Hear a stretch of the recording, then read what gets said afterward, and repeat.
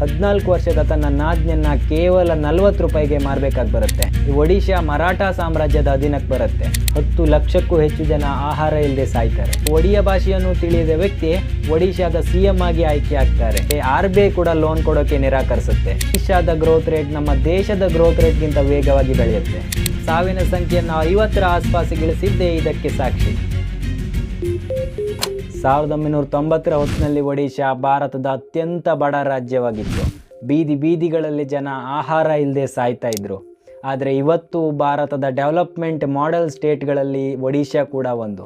ಸರ್ಕಾರದ ಅವತ್ತಿನ ಸ್ಥಿತಿ ಹೇಗಿತ್ತಂದರೆ ಸರ್ಕಾರಿ ಎಂಪ್ಲಾಯಿಗಳ ಸ್ಯಾಲ್ರಿ ನೀಡೋದಕ್ಕಾಗಿ ಸಾಲ ಮಾಡಬೇಕಾಗಿ ಬರುತ್ತೆ. ಪರಿಸ್ಥಿತಿ ಎಷ್ಟು ಹದಗೆಟ್ಟಿತ್ತಂದರೆ ಸಾಲದಲ್ಲಿ ಮುಳುಗಿದ್ದ ಒಡಿಶಾಗೆ RBI ಕೂಡ ಲೋನ್ ಕೊಡೋಕೆ ನಿರಾಕರಿಸುತ್ತೆ. ಆದರೆ ಇವತ್ತು ಒಡಿಶಾ ಭಾರತದಲ್ಲಿ ಅತಿ ಕಡಿಮೆ ಸಾಲ ಇರೋ ರಾಜ್ಯ.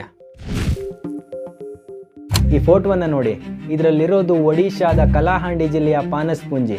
ಹಸುವಿನಿಂದ ಸಾಯ್ತಾ ಇರೋ ತನ್ನ ಮಕ್ಕಳನ್ನು ಬದುಕಿಸೋದಕ್ಕಾಗಿ 14 ವರ್ಷದ ತನ್ನ ನಾಜ್ಞನ್ನ ಕೇವಲ 40 ರೂಪಾಯಿಗೆ ಮಾರಬೇಕಾಗಿ ಬರುತ್ತೆ. ಈ ಘಟನೆ ತಿಳಿದ ತಕ್ಷಣ ಇಲ್ಲಿನ ಆಗಿನ MLA ಆಗಿದ್ದ ಕಪಿಲ್ ನಾರಾಯಣ್ ತಿವಾರಿ ಕಲಾಹಾಂಡಿಯಲ್ಲಿ ಬೇಳೆಕಾಳುಗಳಿಗಿಂತ ಕಡಿಮೆ ದರದಲ್ಲಿ ಮಕ್ಕಳ ವ್ಯಾಪಾರ ನಡೆಯುತ್ತೆ ಅನ್ನೋ ಸ್ಟೇಟ್ಮೆಂಟನ್ನು ಕೊಡ್ತಾರೆ. ಈ ಒಂದು ಸ್ಟೇಟ್ಮೆಂಟ್ ಭಾರತದಲ್ಲಿ ದೊಡ್ಡ ಸುದ್ದಿಯನ್ನು ಮಾಡುತ್ತೆ. ಇದೇ ಕಾರಣದಿಂದ ರಾಜೀವ್ ಗಾಂಧಿ ಅಂತ VIP ಲೀಡರ್ಗಳು ಕಲಾಹಾಂಡಿಗೆ ಭೇಟಿಯನ್ನು ನೀಡ್ತಾರೆ. ಇದರಿಂದ ಕಲಾಹಾಂಡಿಯ ಒಡಿಶಾದ ಬಡತನ ದೊಡ್ಡ ಸುದ್ದಿ ಆಗುತ್ತೆ ವಿನಃ ಯಾವುದೇ ಸುಧಾರಣೆ ಅನ್ನೋದಾಗೋದಿಲ್ಲ.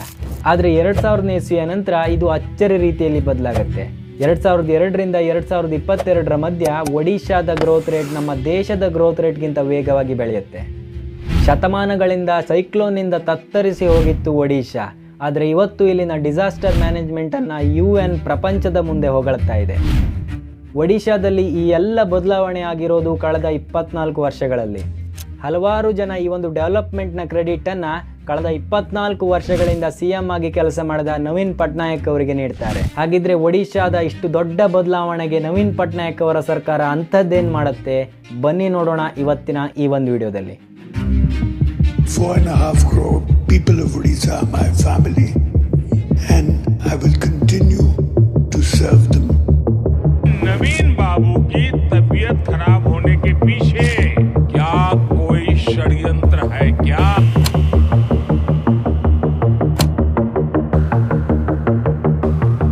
Let me assure the Prime Minister that I am in perfect health and I have been campaigning in our state.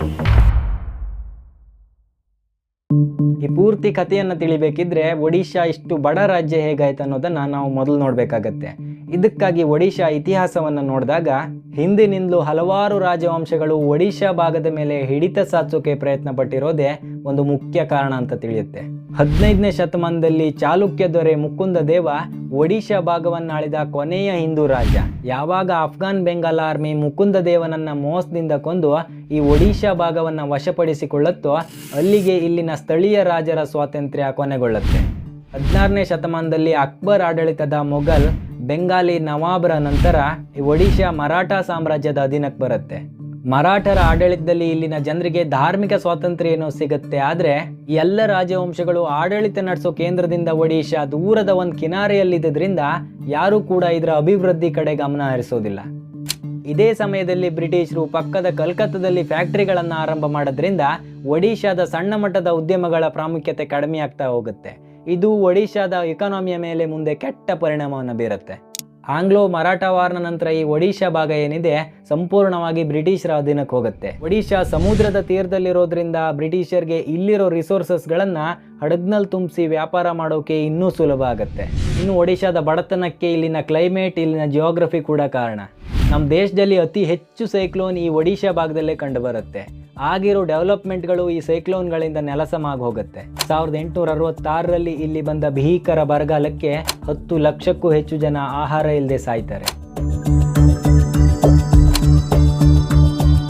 ಹಲವಾರು ಭಾರತೀಯ ರಿಸರ್ಚರ್ಸ್ಗಳ ಪ್ರಕಾರ ಇಷ್ಟು ದೊಡ್ಡ ಮಟ್ಟದ ಸಾವಿಗೆ ಕೇವಲ ಬರ ಮಾತ್ರ ಕಾರಣ ಅಲ್ಲ. ಬರಗಾಲದಿಂದ ಯಾವುದೇ ಬೆಳೆ ಇಲ್ಲದೆ ಇದ್ರೂ ಇರೋ ಅಕ್ಕಿ ಬೇಳೆಗಳನ್ನು ಹಡಗ್ನಲ್ಲಿ ತುಂಬಿಸಿ ವ್ಯಾಪಾರ ಮಾಡೋದ್ರಿಂದ ಬ್ರಿಟಿಷ್ ಸರ್ಕಾರ ಕೂಡ ಕಾರಣ ಅಂತ ಹೇಳಲಾಗುತ್ತೆ.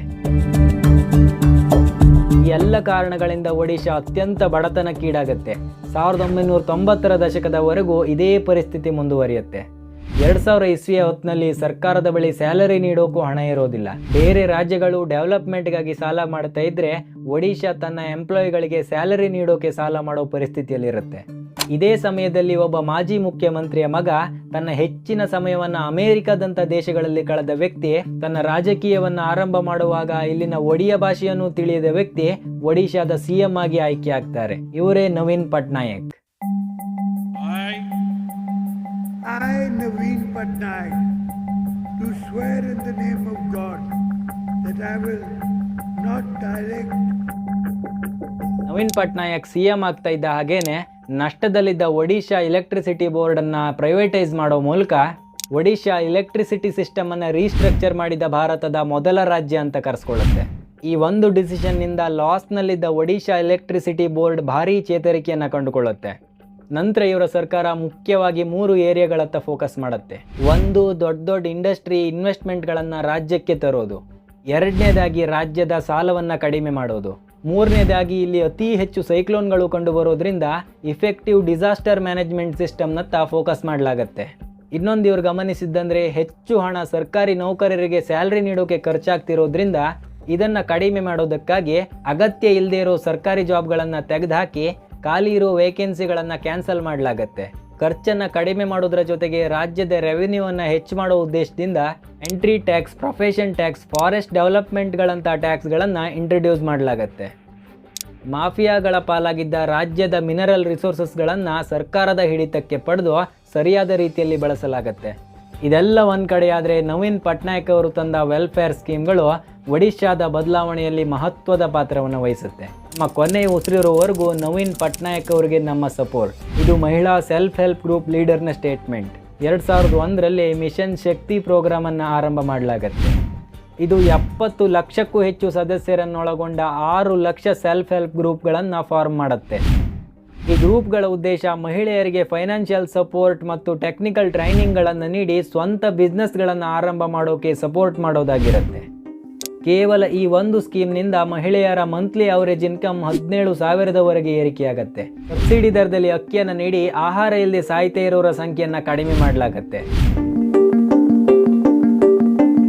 ಇಂತಹ ಸ್ಕೀಮ್ಗಳಲ್ಲಿ ಇಲ್ಲಿನ ಬ್ಯೂರೋಕ್ರಾಟ್ಗಳ ಪಾತ್ರ ಕೂಡ ಮಹತ್ವದ್ದಾಗಿದೆ ಅಂತ ಹೇಳಲಾಗುತ್ತೆ. ನಾವು ಯಾವುದೇ ಪೊಲಿಟಿಕಲ್ ಪ್ರೆಷರ್ ಇಲ್ಲದೆ ಇಲ್ಲಿ ಕೆಲಸ ಮಾಡಬಹುದು. ಇದು ಇಲ್ಲಿನ ಬ್ಯೂರೋಕ್ರಾಟ್ಗಳ ಮಾತು.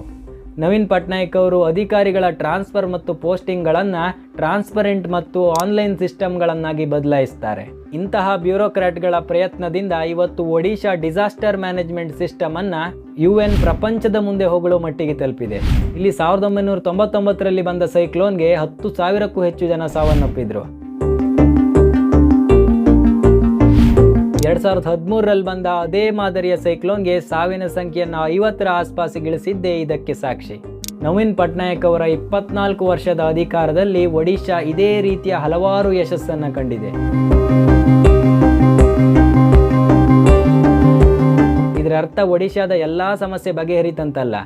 ಜನರಲ್ಲಿ ಸರ್ಕಾರದ ಮೇಲೆ ಭಾರಿ ವಿರೋಧ ಕೂಡ ಇದೆ. ಇದಕ್ಕೆ ಉದಾಹರಣೆ ಅಂದ್ರೆ ಈ ಬಾರಿ ನಡೆದ ಲೋಕಸಭಾ ಚುನಾವಣೆ ಪಾರ್ಟಿಗೆ ಒಂದೇ ಒಂದು ಸೀಟ್ ಸಿಗದೆ ಇರೋದು. ಇದರ ಜೊತೆಗೆ ಅಲ್ಲಿ ನಡೆದ ಅಸೆಂಬ್ಲಿ ಎಲೆಕ್ಷನ್ ನಲ್ಲಿ ಪಾರ್ಟಿ 24 ವರ್ಷಗಳ ನಂತರ ತನ್ನ ಪವರ್ ಅನ್ನ ಕಳ್ಕೊಂಡಿರೋದು. ಒಡಿಶಾ ದಿಕ್ಕನ್ನೇ ಬದಲಾಯಿಸಿದ ನವೀನ್ ಪಟ್ನಾಯಕ್ ಅವರ ಪಾರ್ಟಿಯನ್ನ ಈ ಮಟ್ಟಿಗೆ ವಿರೋಧ ಮಾಡಲಿಕ್ಕೆ ಕಾರಣ ಏನಾಗಿದ್ರೆ ಸಾಧ್ಯವಾದರೆ ಮುಂದಿನ ವಿಡಿಯೋಗಳಲ್ಲಿ ನೋಡೋಣ. ಈ ಒಂದು ವಿಡಿಯೋ ಇಷ್ಟ ಆಗಿದ್ರೆ ಲೈಕ್ ಮಾಡಿ, ಚಾನಲ್ಗೆ ಸಬ್ಸ್ಕ್ರೈಬ್ ಮಾಡಿ. ಜೈ ಹಿಂದ್.